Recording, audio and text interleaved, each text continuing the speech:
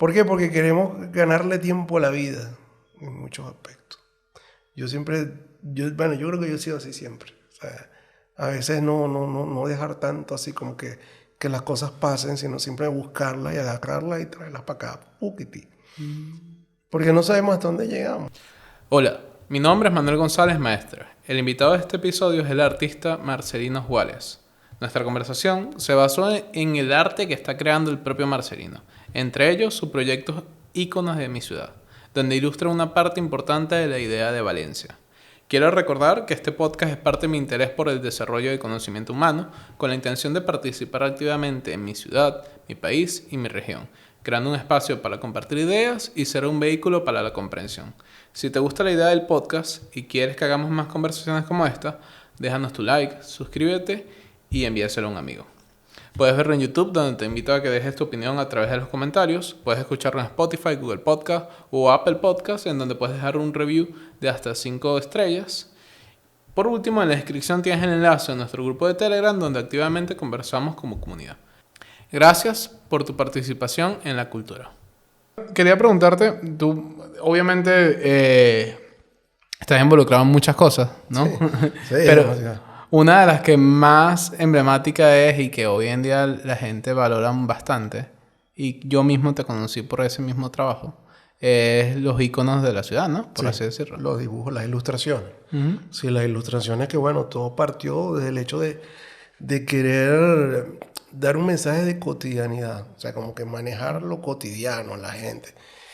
Y por una cosa u la otra, tal vez no de una manera tan planificada, o sea, llegué a un ícono, ¿verdad? Que era el Bar La Guairita, ¿no? El Bar La Guairita fue lo primero que estuvo en esta serie, ¿no? Porque siempre me llamó la atención ese lugar tan particular, con tanta historia, ubicado en un sitio tan particular como es la urbanización, en la zona de la Candelaria, todo tan pintoresco, que hay adentro tanto tango, tanto bolero, que ahí tú puedes conseguir adentro un alcalde como el borrachito de la esquina. Y, o sea, ahí no hay clases sociales, ahí no hay poses, no hay nada. O sea, de verdad que me pareció una cosa surrealista. Siempre me pareció La Guairita un sitio surrealista. Y fíjate que yo dije, bueno, yo voy a dibujar, yo voy a hacer un dibujo tipo caricatura del Bar La Guairita. Entonces, bueno, lo primero que fue buscar fotos, era para tener una referencia del bar La Guairita. Y luego yo dije, como era el primero, yo decía, voy a buscar cómo otros ilustradores, otros caricaturistas han visto el bar La Guairita. Que imagínate, el bar más antiguo de Valencia, y Valencia es una ciudad tan importante para Venezuela, ¿no? Más de 100 años tiene. Sí, más de 100 años, más del centenario, y es el más antiguo. Patrimonio de la ciudad. Y cuando me pongo a buscar, resulta que nadie se había dado la tarea de dibujar el Bar La Guairita. Oh. Entonces yo dije, oye, aquí hay un campo de trabajo. Entonces hice el Bar La Guairita, bueno, causó bastante revuelo el que alguien lo haya hecho. Entonces es bien interesante porque tú sabes, uno coloca un post así de esa manera y entonces empieza la gente a hacer sus comentarios, a echar sus cuentos, y eso incluso enriquece. Entonces tú pones como un contenido en el post y resulta que los comentarios son los que de verdad hacen y enriquecen lo que tú quisiste plantear. Entonces dije, bueno, vamos a ver qué hay aquí más para hablar sobre historias de Valencia. Pero por lo menos, ¿qué comentarios encontraste en el primer post? El de La Guairita, bueno, es lo cotidiano. O sea, mira, ese en el bar donde yo iba cuando era joven, ahí fue donde yo conocí a una chama que era mi esposa. Nosotros nos la pasamos ahí. Mi primera pea. Agarramos tremendas borracheras ahí, me tenían que sacar cargado, o sea, de todo, increíble. Entonces yo decía, oye, aquí hay bastante cosas, sobre todo la gente que está afuera, o sea, esa es la gente que más se les mueve la fibra con este trabajo, la gente que está afuera. ¿Cómo extraño yo mis días en La Guairita? Yo estoy aquí en Nueva York y aquí no hay, o sea, y añoro La Guairita, nada se le parece, imagínate tú. Entonces, bueno, después me fui, hice algo un poquito más tradicional, me fui un poquito por el camino un poquito más serio, ¿no? Que sea el Teatro Municipal de Valencia, toda aquella cosa. Pero partiendo de la idea de La Guairita, yo dije, no, pero es que ya va. Lo cotidiano, o sea, lo que es un ícono, uno Digo, el ícono, entonces pienso en Teatro Municipal, la Casa Páez, es que soy el monolito de la Plaza Bolívar, estas cosas. Pero resulta que lo más icónico que a uno de verdad le llega es el bar, es la arepera, es la panadería, es el hotel. Entonces fue cuando yo dije, bueno, vamos a hacer Perecito, la arepera de Perecito, y ahí volvió, se volvió el impacto de la cosa. ¿En serio? O sea, de todo el mundo echando sus cuentos, que oye, Perecito, cómo le extraño, que si la arepa que yo me metía, que cuando nosotros estábamos allá... Era una fuente de soda, ¿no? Una fuente de soda que queda en la avenida Bolívar, que cuando Paco Cabrera hicieron la ampliación, la volaron, se salió. ¿En serio? O sea, que el Perecito murió fue hace Sí, 15 años. Aunque Perecito todavía está funcionando, pero en la casa de la familia, en Naguanagua. Yo he ido a la casa de la Sí, familia. casa de Naguanagua. Pero el sitio icónico, que estaba en la avenida Bolívar, por donde está la librería de la Alegría, por esos lados, ¿no? Casi al frente. O sea, está el Chinatown un poquito bajando hacia el sur. Poquitico. Ahí estaba Perecito en esa esquina. Y ahí donde iban todos los profesores de la universidad. Allá había una rocola, que ahora creo que está en la casa ya de Las Quintas. Las Quintas no, en Naguanagua. En la organización Cabriales, que es donde está ahorita. Estaba la rocola, o sea, había como muchas cosas, igualito como tipo La Guairita, mucha historia ahí, ¿no? Ahí iban personalidades importantísimas de Valencia, iban para allá, Braulio Salazar, o sea, personajes, Julio Centeno, iban allá a conversar, a hablar, o sea, y era bien interesante ver esos personajes ahí. Entonces también incluso recetas que se crearon allá en Perecito que la gente pues siempre recuerda. Por ejemplo, los chenchos, ¿no? O sea, las tostadas. Eso en Perecito, digamos que no sé a ciencia cierta, pero muchos dicen que ahí fue que se crearon las tostadas y los chenchos. Imagínate, estoy en Perecito. Entonces, fíjate tú. Entonces, después, Mayantigo, que era una arepera que estaba en una esquina también. El bar La Ceiba, que también era súper icónico. Y hay muchas historias también en el bar La Ceiba. Incluso me costó conseguir una foto guía, porque yo agarro una foto y la única que conseguí era una foto donde ya estaba el techo, se cayó. El bar La Ceiba se había caído y la empresa de cerveza lo que hizo fue darles un toldo, y entonces los últimos años o los últimos meses funcionó con un toldo de plástico como techo. Entonces, claro, yo cuando hice la ilustración, sí le hice su techito y su cosa, así como... ¿Lo restauraste? Lo restauré, la ilustración, para que era como la gente de verdad lo recordaba con cariño, ¿no? El bar La Ceiba, y también iban muchos poetas, muchos profesores, muchos músicos a conversar. Estos eran sitios donde de repente la gente iba para una discoteca o iba para un sitio de estos nocturnos y después terminaban ahí comiéndose una arepa o desayunando. O sea, era el sitio donde terminaba la noche. Donde terminaba la noche. Entonces, de verdad que a veces ahí es donde están los mayores recuerdos, las conversaciones, las tertulias. Y el registrarlo de esta manera, era como una manera artística, pero también caricaturesca, a la gente le ha impactado, le llama mucho la atención. Y yo siento, como te lo comenté, que cuando yo coloco un post y empiezan todos esos comentarios a surgir, es como que yo me sentaré en una mesa con mucha gente y la gente empieza entonces a dar sus anécdotas y sus experiencias, ¿no? Y esto enriquece muchísimo. Hay un caso donde yo decía, bueno, pero ya cállense, por Dios, que fue que a mí me costó mucho, de verdad, decidir hacerlo, pero al final dije, vamos a hacerlo, ¿no? Porque la vida una ciudad tiene muchos colores y tiene muchas luces. Como la catedral, también están los nightclubs. O sea, entonces, digo, bueno, un nightclub icónico aquí de Valencia, bueno, el Hollywood Nightclub. Entonces, bueno, ahí lo coloqué. Me costó llegar ahí, pero entonces lo hice. Y, muchachos, los comentarios habían mandado a callar a la gente. Que tranquilízate. Y los comentarios de la gente y el chalequeo y la cosa. Y todo el mundo etiquetándose. Y eso yo no pedí que nadie etiquetara a nadie. Pero etiqueté ahí, este era socio fijo, que no sé qué tal. Tiene una foto ahí como cliente exclusivo, bro. Entonces, chévere, porque entonces es la historia de una ciudad que de repente mucha gente no se atreve a escribirla, pero que nosotros mismos la estamos escribiendo utilizando estos medios como las redes sociales. Y fíjate tú, bueno, yo me siento muy orgulloso, ¿verdad? Muy honrado, diría más bien, de poder contribuir a través de estos dibujos. No, y hay otros dibujos importantes como por lo menos los colegios. Los colegios. Los colegios también llaman mucho la nostalgia, ¿no? Porque entonces yo, por ejemplo, cuando hice el Calazán, bueno, surgieron hace poco ton de exalumnos, el Padre Seija, ya que está en Aguanagua, donde yo estudié muchos años de mi vida, incluso los muchachos del colegio lo viralizaron dentro de la escuela. Yo terminé mi bachillerato en el Colegio La Salle Guaparo, y después me dio con mucha alegría ver que últimamente todos los materiales que ellos han estado utilizando para las graduaciones o los trabajos especiales utilizan la ilustración. Incluso el título de bachiller de la promoción pasada le hacían una carpetica con la ilustración del Colegio La Salle, ¿no? Para mí eso me llena de mucho orgullo, ¿no? Poder decir que esos trabajos están ahí como dando o contribuyendo para que la gente quiera la ciudad, quiera su colegio, quiera los recuerdos, o que simplemente aprenda de la historia de una ciudad que no solamente está en los museos, no solamente está en las plazas históricas o en las catedrales, sino que también está en los sitios que son la cotidianidad, los sitios donde de verdad hacemos vida.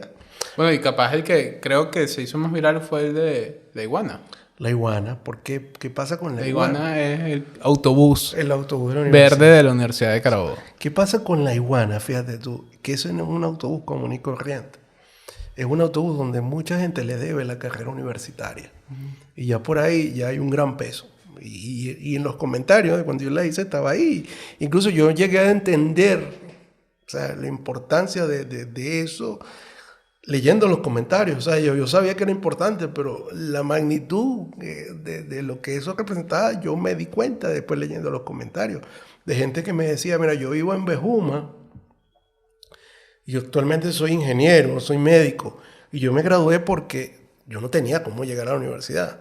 Pero la iguana pasaba por acá, yo agarraba, entonces decían, yo soy de la línea tal, la línea número tal, la línea número tal, se la sabían todos los números, que es la línea de Miranda, la línea de Bejuma, la línea de Aguirre, la línea de Tocuyito.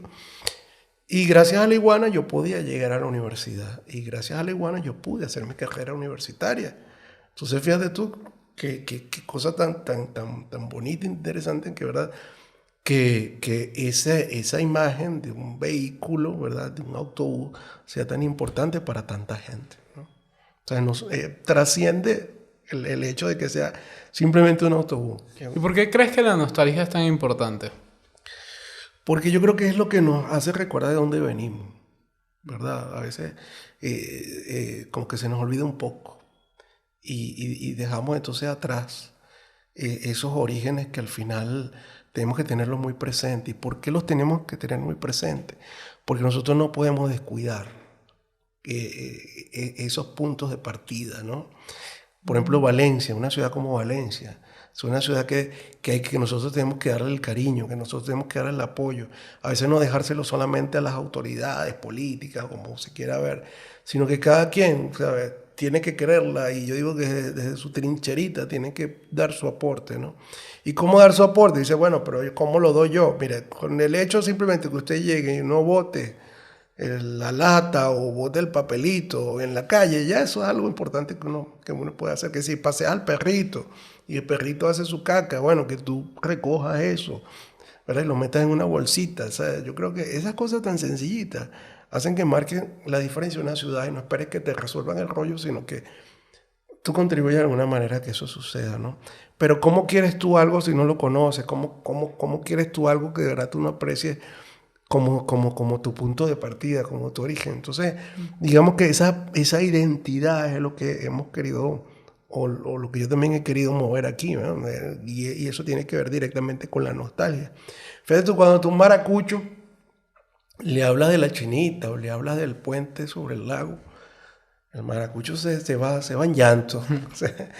Yo decía que el valenciano eso nos faltaba, ¿no? Y creo que poco a poco se ha ido recuperando esa identidad, o se ha ido ganando esa identidad, Y cuando hablamos de Perecito, de un La Ceiba, de todas estas cosas, de una iguana, entonces se le mueve un poquito el piso al valenciano y dice, oye, esa es mi ciudad, yo nací ahí, ¿no? O sea, no solamente cuando decían, ¿tú dónde eres? De Valencia. Ay, ahora, yo soy de Valencia, chico, Claro. ¿qué pasó? ¿Cuál es el rollo? ¿Y no crees que es necesario como nuevos símbolos? Porque por lo menos esos sitios que acabas de nombrar, yo soy estudiante del UCEA, y bueno, puedo garantizar que la iguana no es tan relevante capaz para mi Claro, generación. para esta generación. Y obviamente no fui ni al Perecito ni fui a la Ceiba. Obviamente. Entonces, ¿cómo crees que esos nuevos iconos de la ciudad se forman? Ahí van surgiendo incluso cosas nuevas que ya últimamente están ahí presentes. Se trabaja con la nostalgia, pero también se trabaja con lo presente, ¿no? Y así ahí vamos, ¿verdad? Así ahí vamos. Y eso es lo que yo estoy queriendo también, que sea como tener esa interacción con las personas, ¿no? Porque entonces, por lo menos, por decirte algo que es de antes, pero también está actual, pues un sitio como, por ejemplo, como el Parque Negripólita, el que esté ahí, pero que esté como está ahora, a la gente, pues digamos que le llama la atención. Cosas que estaban antes y que están ahora y que son muy presentes y que son nuestra vida cotidiana. Un José Bernardo Pérez con un Magallanes, un polideportivo, con un Caracas Fútbol, con Carabobo Fútbol Club. O sea, eso, o sea, que estaba antes y está ahora, ¿no? Y eso, formar. O sea, ahorita nosotros somos, o creo que poco a poco hemos estado dejando de ser, pero sí somos una generación de centros comerciales, digamos, de un encierro, ¿no? Y estamos queriendo también llevar a la gente hacia las plazas, ¿verdad? El que la gente interactúe con estos ambientes. Y bueno, se están abriendo y eso es siempre provechoso. Y esos son plazas que ahora, digamos, están haciendo que la gente salga de noche, comparta. Y esos son iconos que se están, digamos que se están remozando a los tiempos actuales. Y por lo menos de estos sitios no tan emblemáticos, ¿cuáles crees que ha causado mayor atención? De los dibujos, porque has hecho bastante dibujos de varios sitios, ¿no? Sí. Por lo menos una es las flores, de la que están en la Andrés Eloy Blanco. Ajá. ¿Crees que esos tengan relevancia? Yo creo que sí, pero lo que pasa es que ahí también, ahí entra un poquito también el tema político, ¿no? O sea, y ahí siempre trato yo de evadirlo, ¿no? Que porque lo puso, que fue lo único que hizo, que tal la cosa y tal. Entonces yo trato de evitar esos temas, ¿no? Aunque lo único que yo me he acercado un poquito hacia eso, y creo que fue por justicia también, ¿no? Fue cuando yo hice a Paco Cabrera, ¿sabes? Porque parece que Paco Cabrera es un personaje importante en nuestra ciudad, algo incluso donde convergen los diferentes creencias políticas, caen ahí como que, bueno, sí, el tipo, ¿verdad? El tipo fue importante para nuestra ciudad y quise que estuviese ahí, ¿no? Porque también he trabajado con los personajes, ¿verdad? No solamente íconos que son estructuras, ¿no? Sino claro, íconos que también son seres humanos, que yo creo que es lo más importante a todas estas cuentas. Y te quería comentar que, fíjate, y voy hacia lo mismo, un ícono puede ser un Renio Tolina, ¿verdad? Que también es de una generación pasada a la tuya, a un Aldemaro Romero, como personas que están en la calle, ¿verdad? Y incluso he tenido comentarios un poquito desfavorables con respecto a eso, ¿no? Incluso, fíjate, yo casi siempre he sido así como, o siempre he querido ser como muy positivo. Incluso yo sé que hay mucha gente que me considera un poco come flor en muchos aspectos. Pero sí, yo cuando hablo de la gente de la calle, ¿verdad? Sí, ahí trato de ser un poquito más disruptivo, ¿no? Porque me parece que son muy importantes, ¿no? O sea, ¿cómo tú vas a decir que un icono, por ejemplo, es una persona que es agresiva o que es grosera, o aquella cosa, ¿no? Yo digo que, bueno, pero si hay un personaje, yo te digo, fulanito de tal, y todo el mundo sabe quién es, entonces estamos hablando de alguien que de verdad es relevante en la ciudad, para bien o para mal. Y no has hecho todavía, porque has hecho a Yu. Ajá, Joe. A Joe, has hecho a Al Peco. al Peco, no has hecho a uno que bueno, deambula por las calles, que tiene el pelo amarillo largo, ¿no? Ajá, no. ¿Tú lo has visto, no? Sí. Ese está por toda la ciudad Sí, muchas veces. hay varios personajes así. Con el Joe, bueno, eso fue una cosa, una locura. Y te diré que hasta recibí insultos ¿En serio? por haber hecho al Joe. Porque entonces la gente decía, oye, ¿cómo se te ocurre hacer un tipo que no sé qué tal? Pero es parte de, o sea, es parte. Que como te atreves a decir que ese es un ícono, sí lo es. Incluso tú haces una cosa, yo le decía, me parece que el Joe es un personaje que es más icónico que cualquier otro. ¿Por qué? Porque nos recuerda a lo que nosotros le hemos dado la espalda. O sea, qué fácil es ver una persona con problemas psiquiátricos en la calle y decir, bueno, eso no es problema mío, o me alejo y pego la carrera, ¿no? Claro. Esa persona está así precisamente por eso, porque la gente prefiere taparse los ojos ante esas realidades. Y yo pienso que definitivamente ahí es donde nosotros tenemos que fijarnos, hacia allá es donde tenemos que ver. O sea, a veces no todo lo que vemos es cómodo hacia la vista, ¿no? Claro. También lo que nos incomoda es parte de la ciudad, ¿no? Y el Joe yo creo que es una representación bien clara de eso, de la parte incómoda, de la parte que no debería estar en la ciudad. No él que no esté, sino que alguien como él esté en esa condición. Esté en esa condición. Claro. Y bueno, por lo menos en la cámara no se ve, pero tú eres una persona que está en silla de ruedas. Ajá, una discapacidad. Sí. Sí, eso es parte de la vida, una vida que a mí me tocó, ¿no? Porque, no sé a ciencia cierta, ¿por qué estás...? Sí, yo a los 16 años, fíjate, 16 años, en plena adolescencia, me tocó un virus en la médula, una cosa de un día para otro. No te voy a decir que sufrí una enfermedad larga, no, eso fue de un día para otro. Yo estaba muy bien, ese día yo fui al colegio, ese día yo practiqué deporte, tenía un trabajo que entregar al día siguiente, descansé un rato, estaba estudiando yo 5º año de bachillerato. Y de repente un dolor en la espalda, después me explicaron que había sido un virus que atacó en la médula, llamado Guillain-Barré, a todas estas. Un momento donde Valencia, la ciudad, o Venezuela, aquí no había mucha tecnología. Fíjate tú que para hacer una resonancia magnética había que ir a Caracas, porque aquí en Carabobo no había. Entonces fueron diagnósticos bien por encimita. Pero lo cierto fue que, bueno, que me quedaba echar para adelante, ¿no? Seguir hacia adelante. Trabajar con fisioterapia, mantenerme en forma, en la medida de lo posible, pero siempre con mucho desconocimiento de causa, ¿no? Sin saber realmente hacia dónde iba yo. O sea, de un día al otro estuviste en silla de ruedas. Un día para otro tenía que cambiar, la vida mía cambió. O sea, la vida mía cambió y me tenía que plantearlo.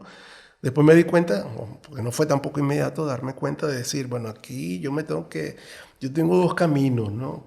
Y uno de esos 2 caminos tengo que tomarlo. O sea, uno, o me echo a morir, o simplemente tiro la toalla en mi vida a los 16 años, una vida que está arrancando. O sigo adelante y voy al mundo real. En el mundo real es el que estaba de la puerta de mi casa para afuera, ¿no?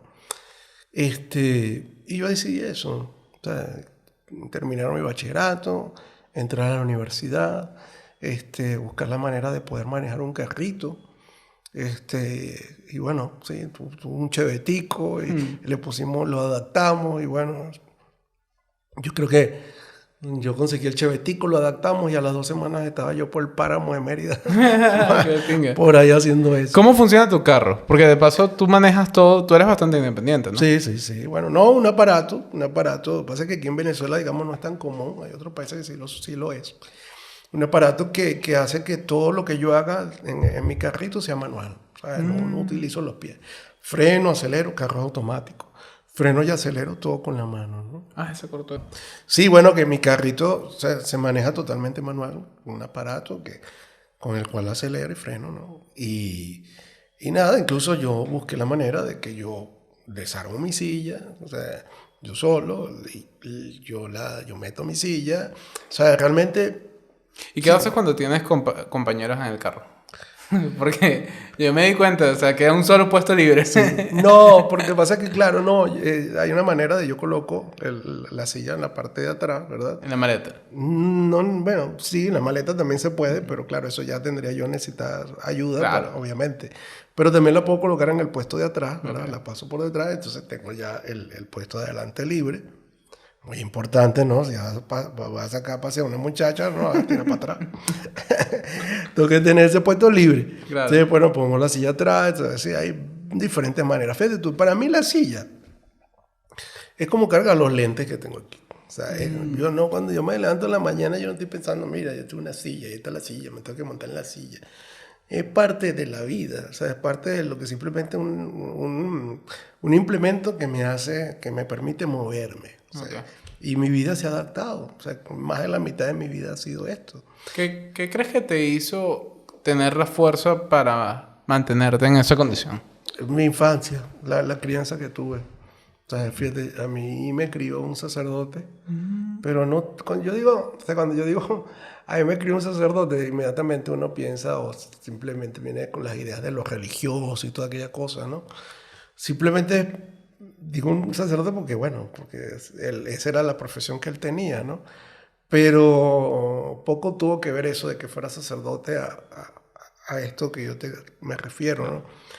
Yo diría que me crió una persona con una fuerza muy grande, con un amor muy grande, desde el primer momento, ¿no? Sin que nosotros tuviéramos un nexo de sangre, había una conexión mucho más grande que esa, ¿no? Parece mentira, pero a veces no es necesario que la misma sangre esté en común, ¿no?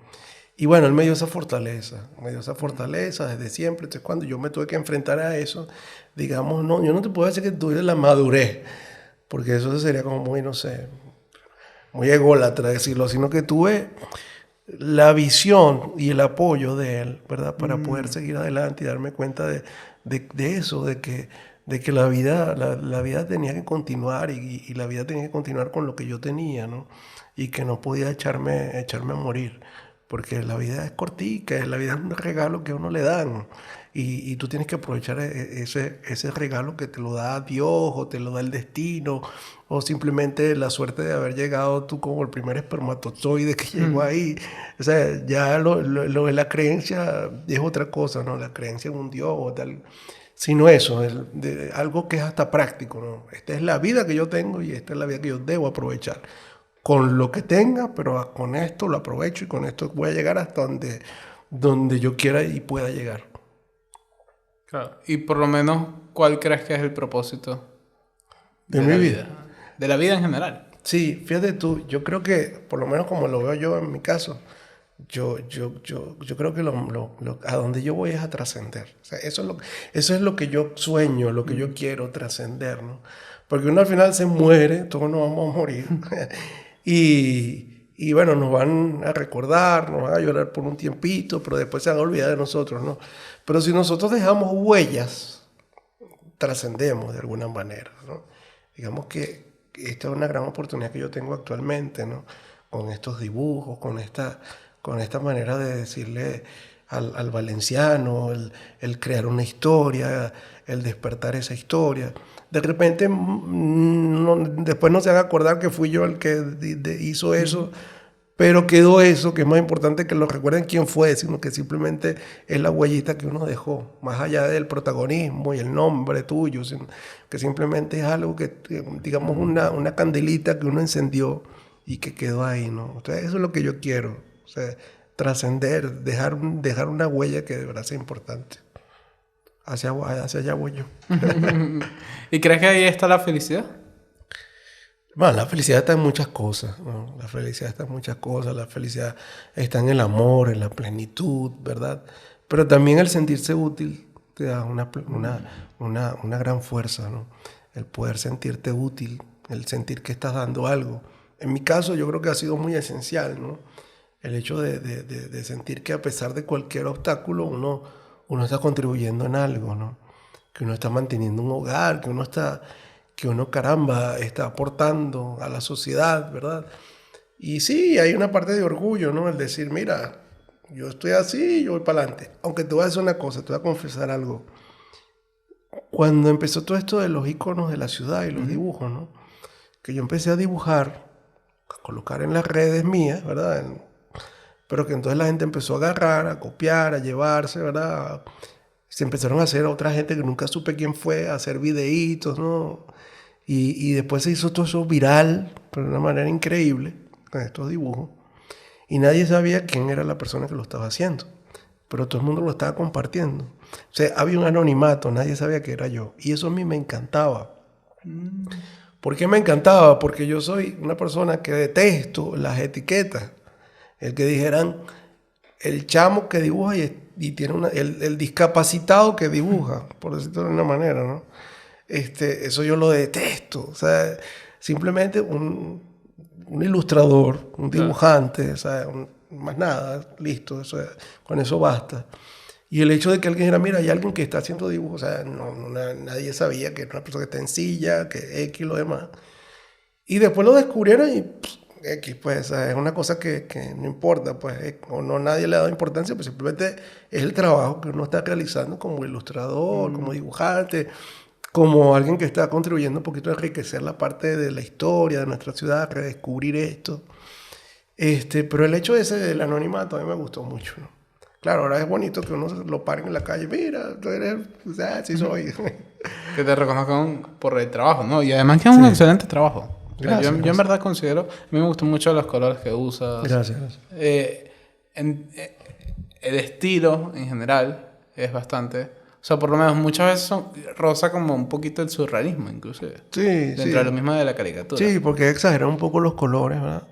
Pero eso, buscando la manera de decirle, mira, esto tal vez no sea así, pero puede ser así, ¿no? Fíjate, hablamos de la nostalgia, pero también el hecho de no decir que el pasado fue mejor, los tiempos pasados fueron mejores, sino simplemente, fíjate, si tú me dices que hoy está todo mal, recuerda que hubo un momento que sí estuvo bien. Entonces, si un momento estuvo bien es porque puede volver a estar bien. Claro. Entonces, es más, puede estar bien como antes, pero puede estar mejor, ¿sabes? Porque ahorita tenemos más recursos que antes, ¿verdad? Fíjate tú, cuando yo estaba en bachillerato, nosotros no teníamos internet, no teníamos celulares, no teníamos esta manera de ver el mundo de una manera tan global. O sea, nosotros tenemos ahorita recursos para construir un mundo mucho mejor, ¿no? O aprovechando la herramienta de una manera positiva, pues también lo podemos hacer peor. Entonces, si nosotros estuvimos bien, podemos estar tan bien o mejor que lo que estuvimos antes, ¿no? Entonces, yo creo que la nostalgia más que es algo, más que tenerlo como algo para añorar y añorar y añorar, puede ser simplemente como un punto de referencia para saber hasta lo lejos que llegamos, ¿verdad? Y que podemos volver a llegar hasta ese punto y sobrepasarlo. Decir, oye, sí, nosotros hemos sido excelentes, nosotros hemos tenido cosas grandes aquí en este país. Bueno, podemos volverlo a tener, podemos hacerlo, podemos llegar mucho más lejos. ¿Y crees que puedas pintar el futuro? Es que el futuro se va construyendo, el futuro se va construyendo solo, nosotros lo vamos construyendo. Y yo creo que en eso estamos día a día. O sea, como decía Cerati, ¿no? O sea, el futuro es hoy. O sea, hoy es el futuro. Claro, porque ya mañana no... Sí, sí. No importa tanto, ¿no? Sí, Sí, es difícil, ¿no? Siempre es hoy, o sea, siempre es hoy. Sí, es complicado porque... O sea, ¿cómo uno determina qué cosas van a pasar mañana en base de lo que estamos haciendo hoy en día? Sí.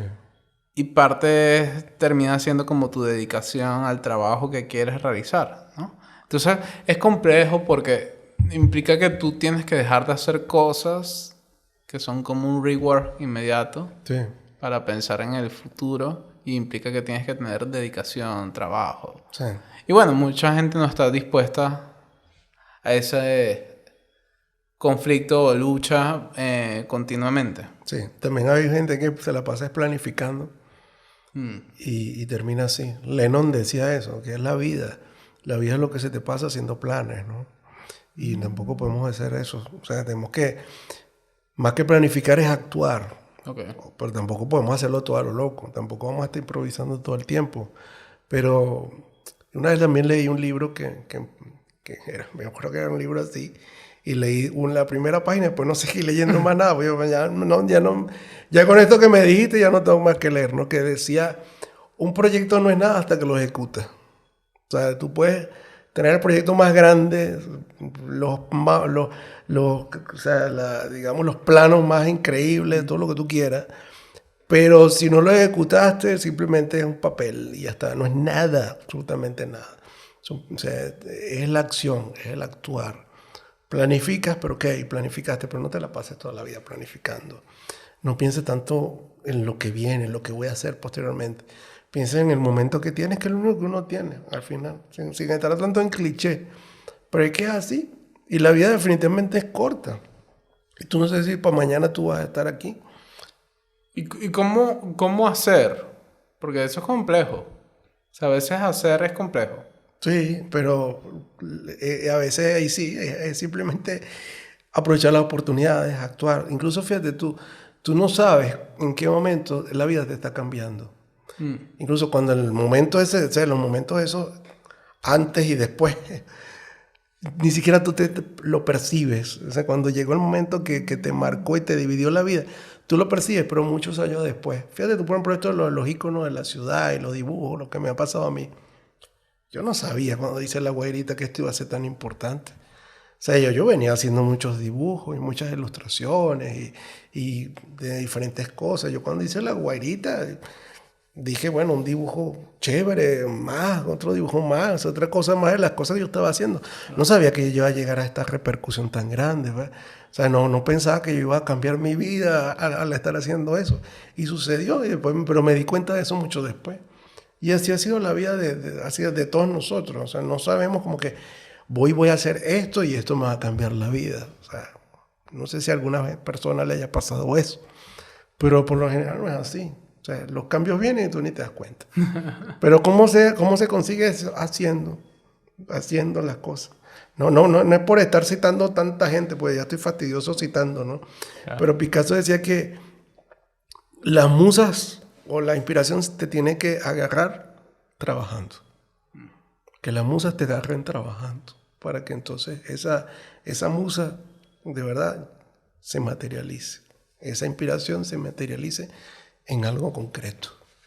Y por lo menos cuando pensamos en hacer, siempre queda un tema como las consecuencias de hacer. Sí. O sea, piensas en las repercusiones de las cosas que haces. Es un riesgo. O sea, es un riesgo, tienes que correr el riesgo siempre. Y a veces, como puedes hacer mucho bien, puedes meter la pata, pero sabroso, pues. Y obviamente, bueno, a todos nos ha pasado, a mí me ha pasado mucho, que uno quiere incluso hacer las cosas de buena fe y resulta que metes la pata, pero estrepitosamente, ¿no? ¿Y qué es lo que te queda? Bueno, retomar, o sea, agarrar y tratar de darte cuenta que, bueno, por ahí no es el camino, pues el camino tiene que ser por otro lado. A veces son cosas tontas o cosas pequeñas, pero que todo tiene que servirte como un aprendizaje, ¿no? Y decir, bueno, que esto lo tengo que absorber, esto lo tengo que internalizar y por ahí no es el camino. El camino es por el otro lado. Pero bueno, errores, imagínate tú, los errores. En mi vida por lo menos una colección de muchos colores y de muchas maneras, ¿no? Pero se trata de eso, ¿no? De acierto y error. Exactamente. A veces así, ensayo y error. A veces, fíjate tú que hablamos de planificación, pero muchas veces a veces también es eso, el ensayo y el error. Pero bueno, eso ya es la vida. Yo pienso que parte es como que planificar lo más que puedas, hacer y aprender de tus errores después que lo hiciste. Sí, porque lo que sí es imperdonable es el hecho de que tú estés cometiendo el mismo error toda la vida. Ahí sí es verdad que no. O sea, si vas a cometer el error, yo creo que con 2 ya exageras. Sí, el mismo error. Que, bueno, en mi caso me ha pasado también, ¿no? Y no 2, sino 3 veces. Y a veces hasta más. Pero... es difícil a veces darte cuenta de los errores cuando los cometes. Sí, pero llega un momento que si te das cuenta y lo sigues haciendo, y es peor. Pero eso, simplemente verlo como un aprendizaje y darte cuenta de que, bueno, que el camino tiene que ser otro, no puede ser eso. Y eso es crecimiento, y eso es crecimiento. Yo creo que si no fuera por esas fallas, también incluso no fuéramos quienes somos hoy en día. ¿Crees que la vida se ve distinta desde una silla de ruedas? Sí, vale, definitivamente, definitivamente. Yo creo que si a los 16 años no hubiera tenido la silla, yo no fuera la persona que soy hoy en día. No sé si sería mejor o sería peor, pero sería diferente, eso sí te lo digo completamente, ¿no? Incluso muchos planes que yo tenía en ese momento cambiaron. O sea, yo tenía otros planes en mi vida que al final no los pude concretar y tuve que hacer otros, ¿no? Entonces sí, definitivamente fue algo que me cambió, y yo creo que una vida desde una silla te ayuda incluso a valorar cosas mucho más, ahí sí me atrevo a decirlo, que, que a alguien que no le haya tocado vivir esto. Y lo digo desde mi experiencia, pero también lo he visto en otras personas que viven un estilo de vida como la mía, ¿no? A veces no valoramos tanto el hecho de estar vivos hoy en día, en este momento. Los que de repente hemos pasado por ciertas crisis de salud, nos hemos dado cuenta pues de que la vida de verdad es un ratico, que la vida es un instante, de que no podemos desaprovechar los momentos. A pesar que sí, hay momentos donde te la tomas muy light, ¿no? Pero eso, el valorar la vida, valorar ciertas cosas. Desde esta silla, yo creo que eso se potencia. Eso se potencia. El valorar la vida se potencia mucho. Porque estuvimos en muchos casos, en muchos momentos, en un hilito ahí. Ay, Dios.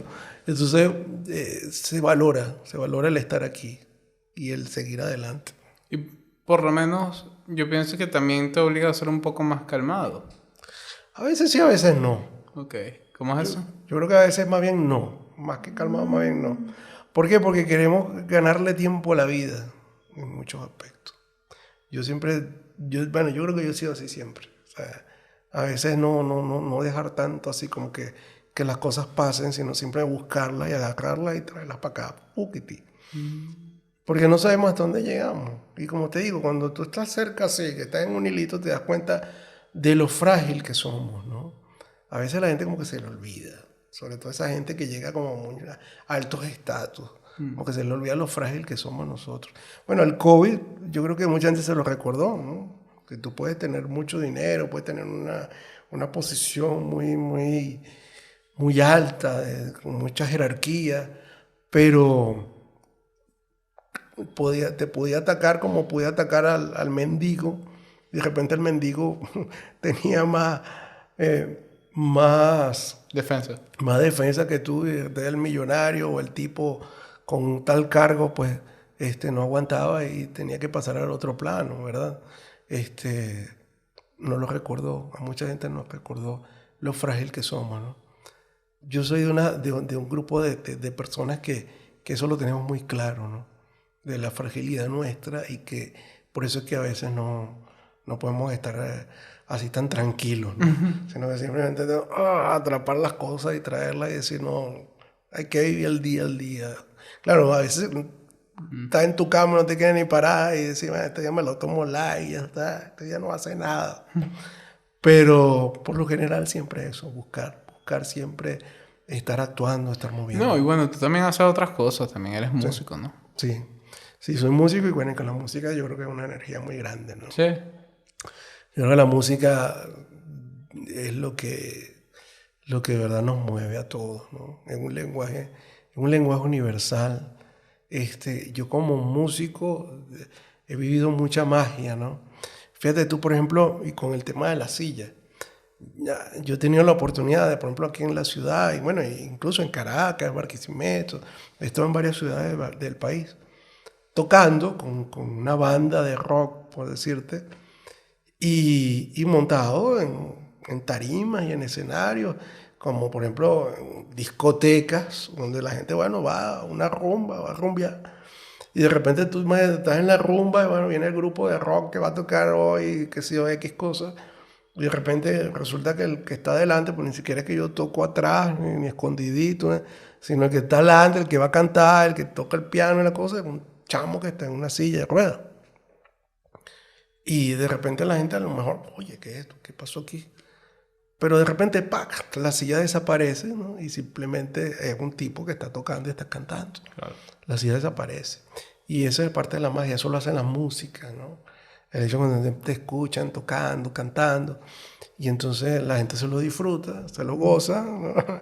Y la silla pasa a ser totalmente intrascendente. Y eso yo sí me lo gozo duro, me lo gozo duro. El hecho de poder estar dentro de un mundo donde todos somos iguales, de verdad. Y la música me ha ayudado mucho a eso.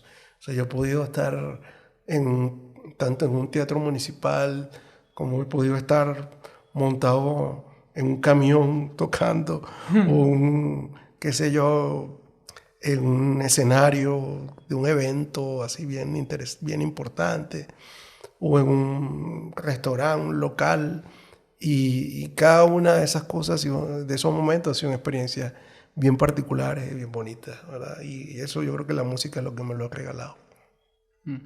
Y por lo menos cuando ves la música, ¿dónde pones el límite de lo que es música? Lo que pasa es que la música para mí de verdad es una manera de expresar tus ideas, de expresar tus emociones, ¿no? Lo que pasa es que a veces la música también sirve como un medio de hacer comercio, de hacer negocio, ¿no? Y ahí sí yo siempre he estado muy en desacuerdo, ¿no? Yo vengo de una línea de música del rock, del pop, del urbano, donde ahí de verdad la gente deja su alma y deja su corazón.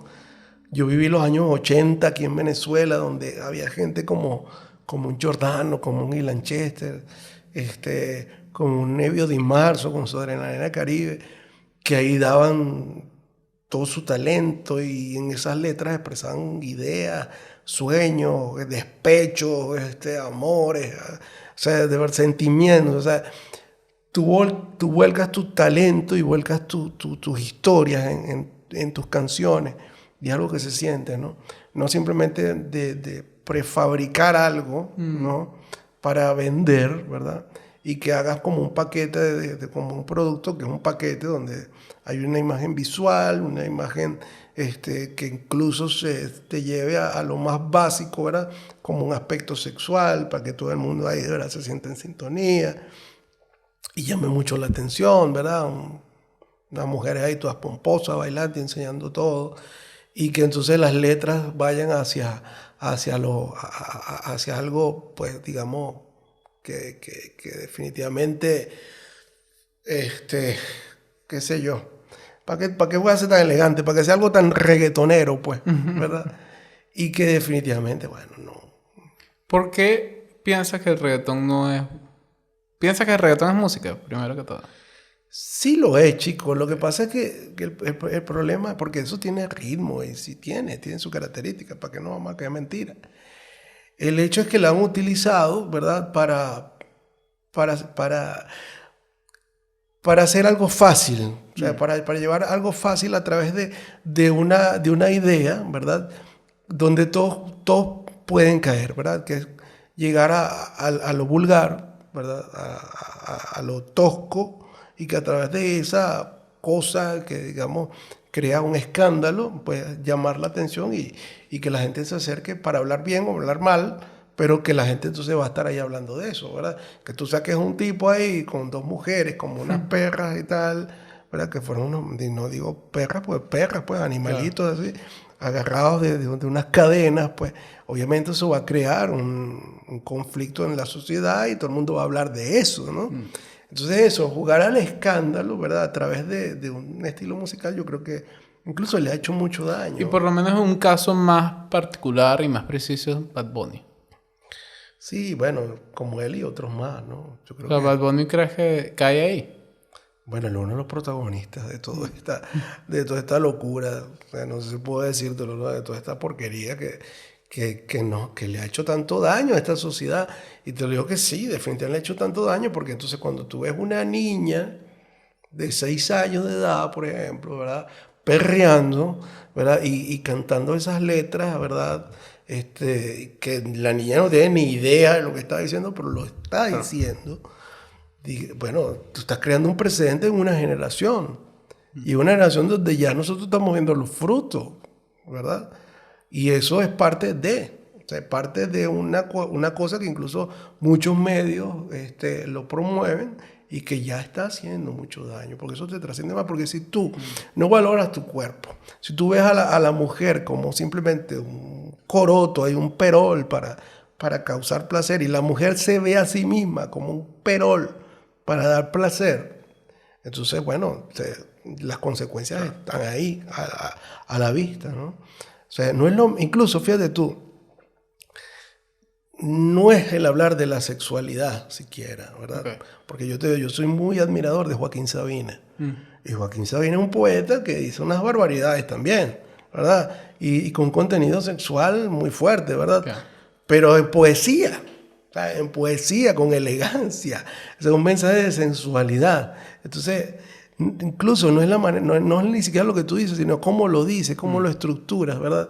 Y que claro, y que todo tiene que dirigirse hacia una población. Entonces tú no puedes poner a un niño de 6 años a hablar de estos temas, ¿no? O sea, y eso es lo que está. Incluso han habido escuelas, colegios que promueven esto. Es increíble. O sea, esto es algo que es muy serio. O sea, que tú vayas a tener como un acto de fin de año o de Navidad y vayas a poner a los niños a ver un tema de Bad Bunny y vayas a poner a los niños perreando y todo el mundo muerto de risa.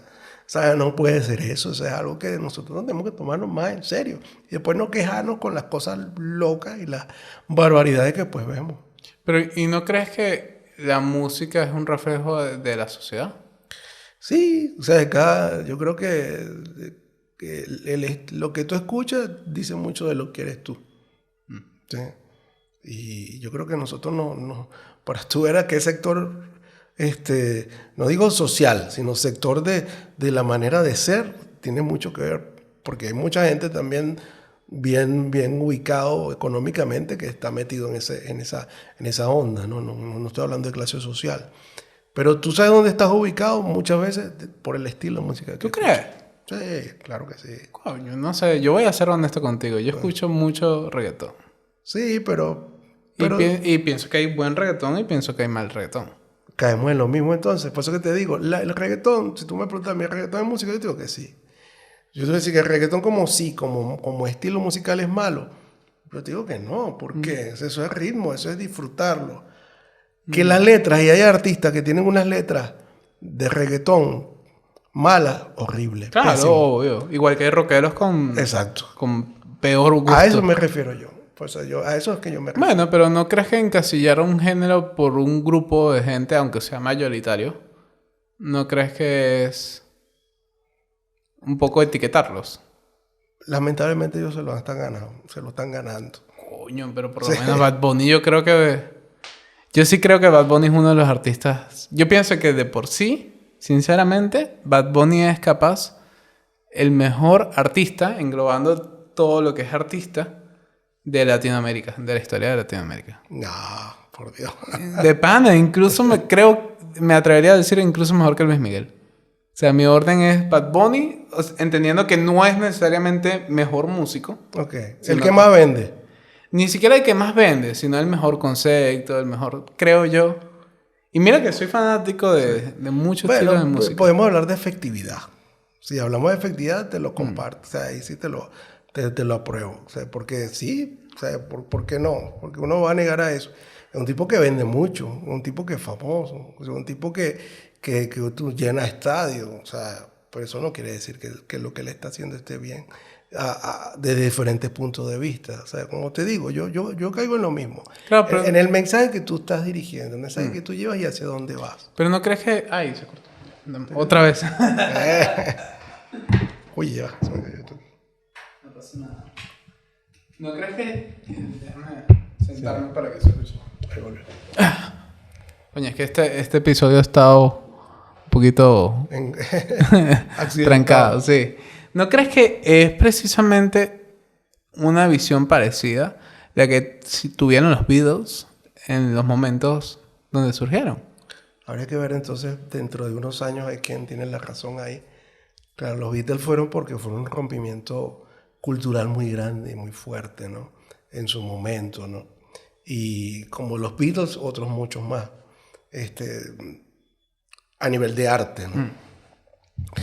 Habría que ver si en unos años que un personaje como Bad Bunny se pueda decir que, y vamos a otra cosa que te había dicho antes, ¿no? Si de verdad trasciende o simplemente es alguien que pasó, que hizo mucho dinero y que ya está, pues, y que incluso llegar un momento donde va a ser como medio bochornoso escucharlo, ¿no? Ha pasado muchos momentos donde uno pensaba que estaba al frente de un gran artista musical y después pasaron los años y la gente dice, no, bicho, qué pavoso, escucha ese tipo, ¿no? O sea, no todos son unos Beatles, no todos son Michael Jackson, no todos son, o sea, un Elvis Presley, o sea, que en su momento fueron muy escandalosos, pero que sí trascendieron, pues. Por eso te digo, habría que ver dentro de unos años si eso de verdad. Yo sí pienso, o sea, que el reggaetón va en decadencia, o sea, va en decadencia.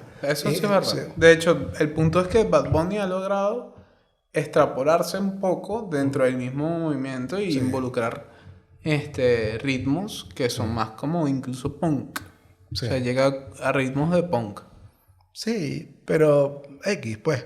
Pero lo que digo es eso, que lamentablemente, más allá del ritmo, más allá de lo que pueda llamarse lo musical, que ahí como dice, ya eso es cuestión de gusto, de estilo, claro. Para eso está la música. Yo creo que es la letra, ahí las letras, los contenidos, incluso la parte visual que sea tan básicamente dirigida hacia un punto donde sea la explotación sexual. Yo creo que ya basta, o sea, yo creo que el arte y la música pues es mucho más rica y la temática tiene que abrirse un poco más, ¿no? Y ¿Pero no crees que todos los artistas caen en el sexo de alguna forma? Sí, por eso te hablé de Joaquín Sabina. Y Freddie Mercury, por lo menos. ¿No? Pero no solamente se quedan en ese tema, en esa temática. Hablaban de muchas otras cosas más, de muchas historias. Los Beatles también lo trataron. No, claro. O sea, es otro tema. Sí, pero también trataron temas muy, muy directos con la parte sexual. Pero también trabajan con otras cosas, con otras ideas. No, y los Beatles tuvieron etapas, que también es muy importante, ¿no? Sí, tuvieron una etapa... O sea, hay un breakthrough, que es cuando tienen el viaje a la India con Sgt. Pepper Lonely... El Sargento Pimienta y la banda. Ajá, Sgt. Pepper Lonely Heart Club. Lonely Heart Club Band. Me faltó el band. Sí. Ahí hubo un cambio muy importante en lo que eran los Beatles. Claro. Y parte, yo una vez lo vi en un documental y me pareció arrechísimo. Que es como que los Beatles crearon la cultura y después la contracultura. Sí, bueno, yo creo que eso siempre fue un proceso. Yo no creo que fueron los Beatles. Yo creo que fue el proceso y ellos estaban inmiscuidos en ese proceso. Por eso te digo, o sea, si nosotros hablamos de reggaetón, por ejemplo, de un Bad Bunny, tenemos que ver dentro de unos años si realmente esa huella que dejó ahí fue permanente, fue algo que quedó. Lo que pasó en los años 60, por ejemplo, quedó y todavía nosotros lo vivimos, todavía lo tenemos. Si no hubiesen existido unos Beatles, por ejemplo, si no existiría un Coldplay. O sea, es algo que es así porque es así, pues, porque... Oasis. Mucho menos, porque lo Oasis era casi que un copy y pega. O sea, es como no hubiera existido un YouTube. Me falta literalmente un disco de Oasis en esa triata. Sí, bueno, eso era de los grandes de los años 90, ¿no? Ahora, fíjate tú, este movimiento de un Bad Bunny, de todos estos locos, ¿qué traerá eso dentro de unos años, de verdad? ¿O simplemente será algo como lo que pasó en otros anteriores y que de verdad, pues simplemente quedó ahí, ¿no? No, yo pienso que justamente Bad Bunny sí va a trascender. Habría que ver eso. Yo sí considero, y lo digo con casi 100% de seguridad, de que estamos hablando de un artista bárbaro.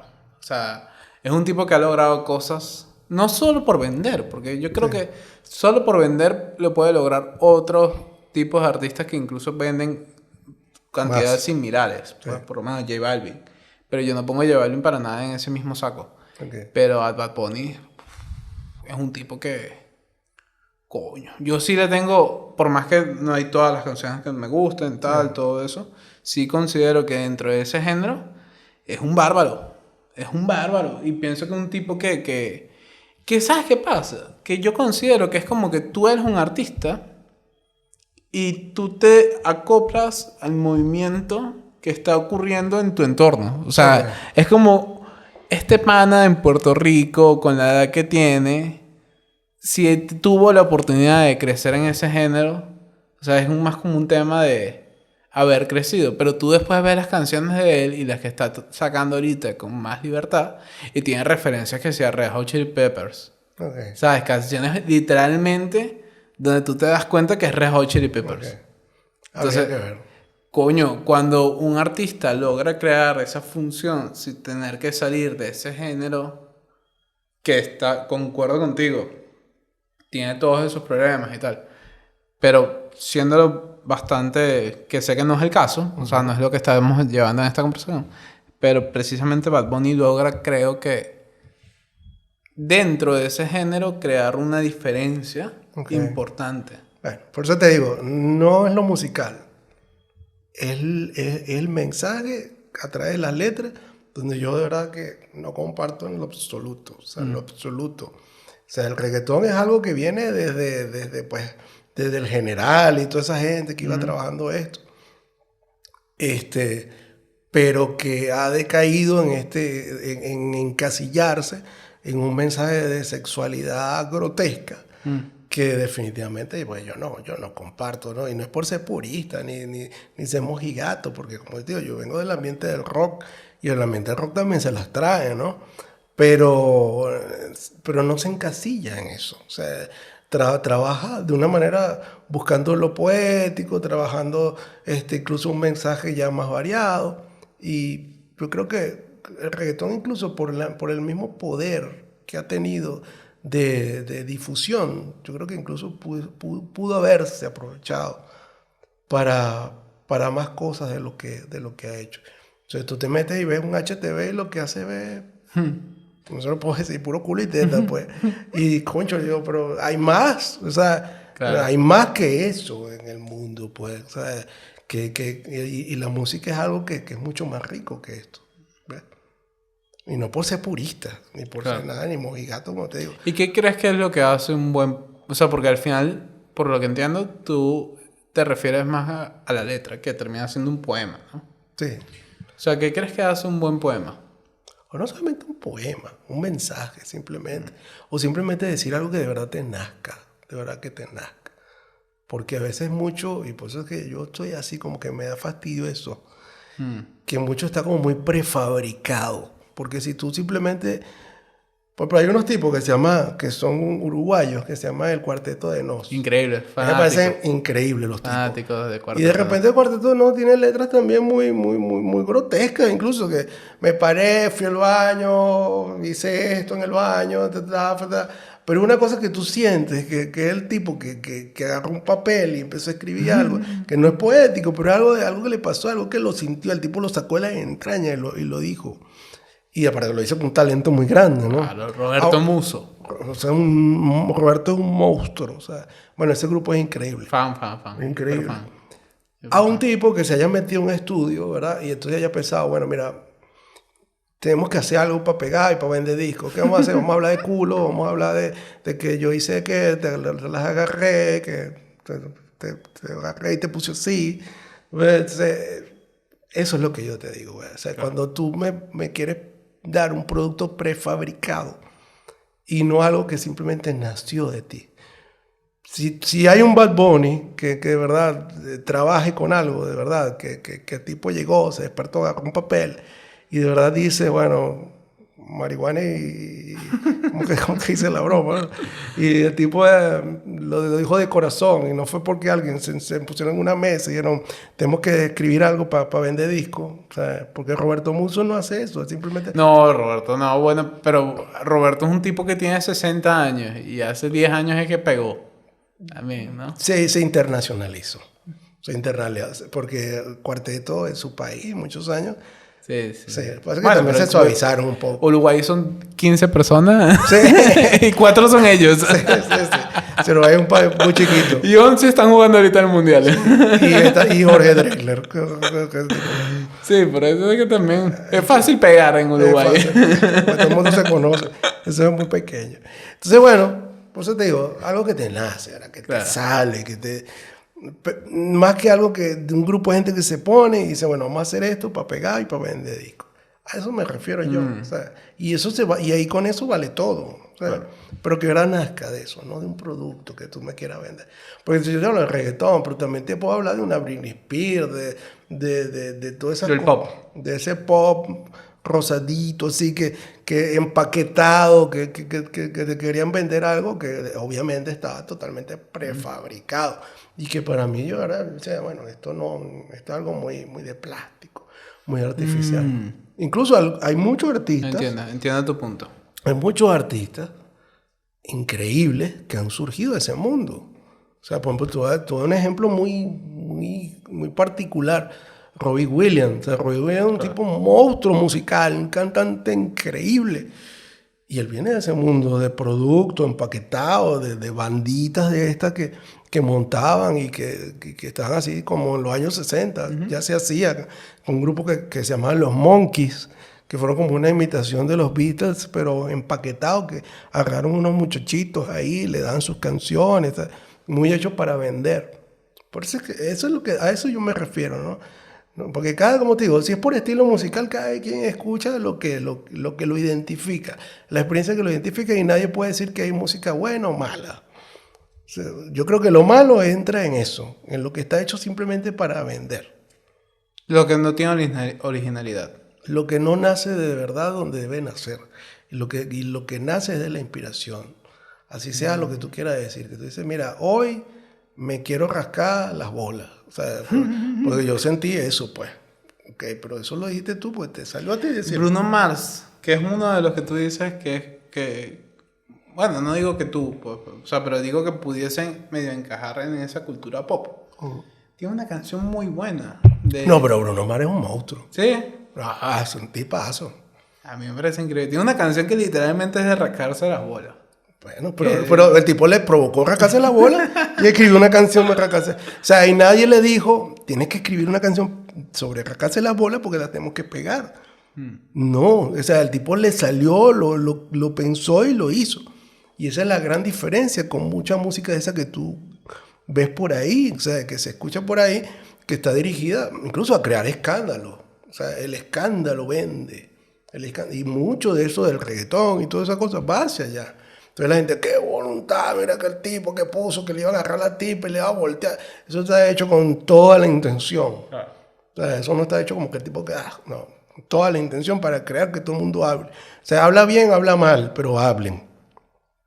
Y es lo que ha hecho que eso haya llegado tan lejos. Y ahora, ¿y cómo puedes cambiar? Porque yo creo que de verdad, si la sociedad busca consumir ese tipo de contenido, es porque en cierta forma la sociedad disfruta y es como ese tipo de contenido.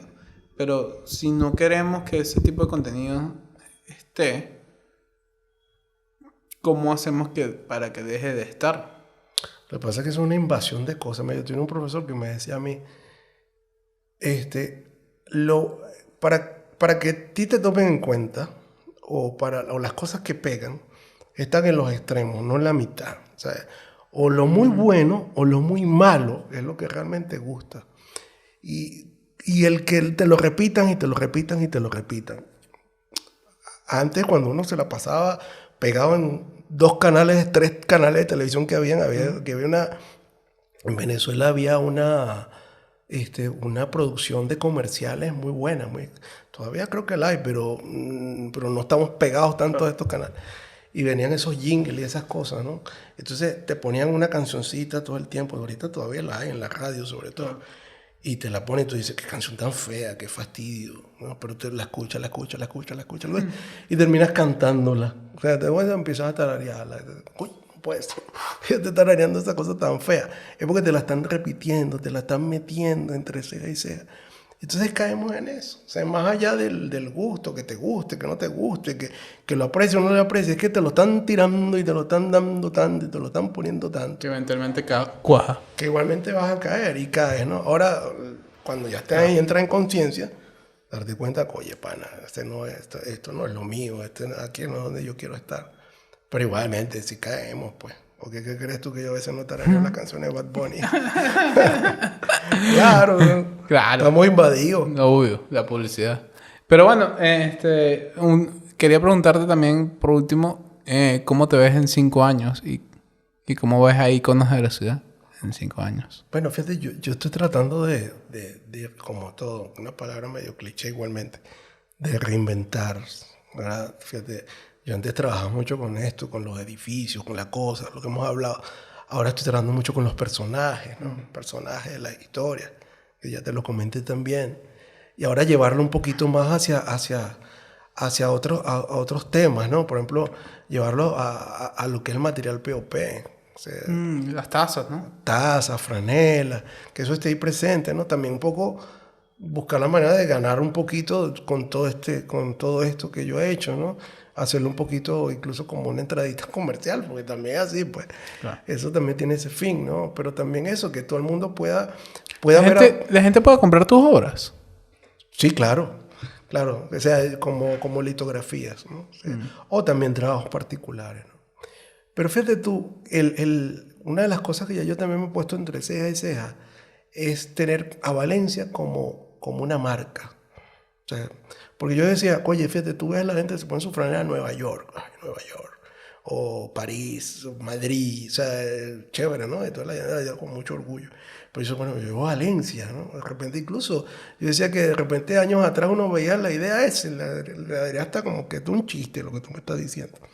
Y no, Valencia, esta es mi ciudad, fíjate que la cargo yo de Valencia y la llevo con orgullo y qué sabroso. O sea, decía uno ese Naguanagua. No, sí, Naguanagua, yo vivo allá, yo estoy allá, Bejuma. O sea, incluso verlo más allá de un souvenir, de así como que recuerdo de Mérida, no, más allá de eso, sino como algo que yo llevo, o sea, no simplemente porque fui a Mérida, compré el recuerdo de Mérida y después lo dejo guardado en un cajón porque es fea la franela, pero la compré fue porque estaba ahí, ¿no? Por lo menos tu camisa, tu franela, ¿tiene qué símbolos? Bueno, aquí tenemos algunos iconos de la ciudad. El fórum, el monolito, aquí está el fórum, la bandera de Venezuela. Monolito, la bandera de Venezuela. Las naranjas. Qué interesante porque es para decir que Valencia es de este país, es de Valencia, es de Venezuela. El Teatro Municipal. Valencia la nuestra, Valencia la del Rey. Y esto aquí que es algo bien interesante, que es el escudo de Valencia, por el escudo que estaba antes, que es el escudo que nosotros conocimos, ¿no? Ya actualmente, este no es el escudo actual, pero es el escudo que conocimos nosotros. Yo sí creo que, por lo menos, una de las tareas importantes que tiene la ciudad en los próximos años es tener un nuevo simbolismo. Y yo pienso lo mismo. Una nueva bandera que una de verdad la forma de pensar del valenciano y del escudo, ¿no? Porque al final la gente no conoce la bandera que hay ahorita porque es una mala bandera. Punto. Es una mala bandera. Es muy mala. Y el escudo es muy malo también. Sí. Capaz es cierto que no deberíamos tener las cosas, símbolos que tuvimos antes, pero sin duda no tenemos que tener los que tenemos ahora. Exactamente. Comparto eso totalmente. Sí. Yo creo que tenemos que incluso, y algo que tú también me has comentado, algo que sea más, que nos hable más de lo actual, que todos nos sintamos identificados de verdad, no tanto encasillarnos en el pasado, porque también estoy totalmente de acuerdo contigo, de que no debemos volver a lo anterior, sino que tenemos que reestructurar algo y algo que de verdad que también estemos todos de acuerdo, porque yo creo que nosotros tenemos ahorita una generación de muchachos. Yo hace poco en la FILUC me reuní y tuvimos un encuentro de ilustradores. Y estuve con muchachitos de 20 años, ¿verdad? Ahí el viejo era yo. Y veía tanto talento, tanta idea fresca, tanta genialidad y tanta humildad. O sea, de verdad que salí sumamente complacido. Y decía, bueno, de todo este talento pueden surgir cosas tan interesantes, ¿verdad? Esa guía, ese camino para hacer cosas así como lo que tú estás diciendo de del simbolismo de una ciudad, pero vista desde estos ojos de frescura, de una generación que de verdad se está formando. No era como antes decía por ahí un rector de la UCB que decía que lo que venían eran puras generaciones bobas. No vale, nosotros de verdad tenemos mucho talento, tenemos una juventud que de verdad es muy valiosa y que debemos aprovecharla para que cosas como la simbología de una ciudad de verdad se enriquezca y que esté consona a los tiempos actuales, ¿no? Y que no sea decidida nada más desde un palacio, de unos gobernadores, unos alcaldes, sino que de verdad se escuche a la gente que sí de verdad sabe de esto, ¿no? Y ahí están esos muchachos para escucharlos. Yo creo que por ahí es que van los tiros. Te quería regalar un libro que Oye, parte gracias. de lo que hablamos en este momento. Se llama La música contemporánea. Genial. Es un libro que a mí me encanta porque más que el libro, toda la enciclopedia. O sea, es un grupo de libros de una enciclopedia que se realizó en los 70. Okay. Y muchas de las cosas que pone siguen vigentes hasta el día de hoy. Genial. A mí me encanta esa enciclopedia. Genial, gracias. Entonces, bueno, aportar un poquito a tu carrera musical. Gracias. Gracias. Genial. Bueno, y muchas gracias por venir, de verdad. No, papá. Gracias a ti por la invitación. Gracias a ti. Y disculpa lo golpeado. No vale. No. Si llegaste hasta el final, quiero agradecerte todo el apoyo. Cada mensaje alegra y motiva a que el proyecto continúe. Saludos.